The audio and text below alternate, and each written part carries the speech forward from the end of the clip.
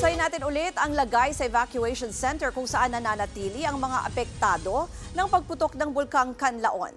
Live mula sa Castellana, Negros Occidental, nasa frontline ng balitang yan, si Gio Robles. Gio, ano bang sitwasyon ngayon dyan sa evacuation center?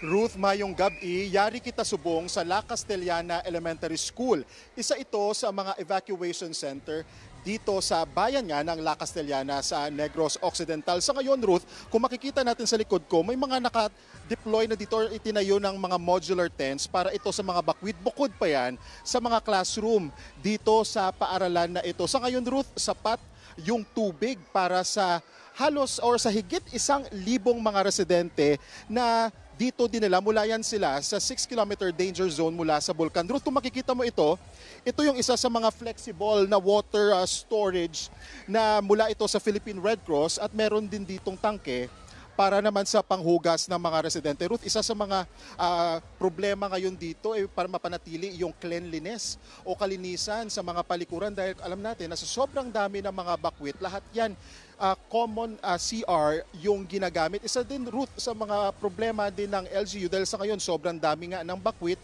at baka matagalan sila, baka kulangin na rin yung supply ng pagkain na ipinamamahagi sa kanila. Kaya sabi ng La Castellana LGU ay open sila doon sa mga donasyon mula doon sa mga private organizations and non-government organizations para nga ay matugunan yung pangangailangan ng mga bakwit.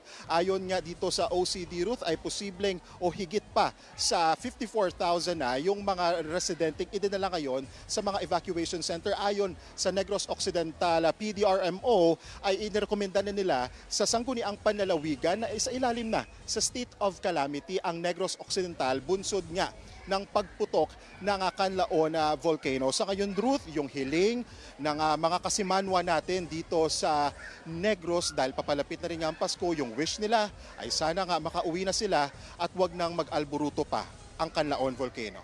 Balik sa imo, Ruth. Maraming salamat, Gio Robles. Mga kapatid, Cheryl Cosim po, huwag maging huli at maging una sa lahat sa balitaan. Para sa tuloy-tuloy na talakayan sa Frontline, mag-follow at mag-subscribe sa social media pages ng News 5.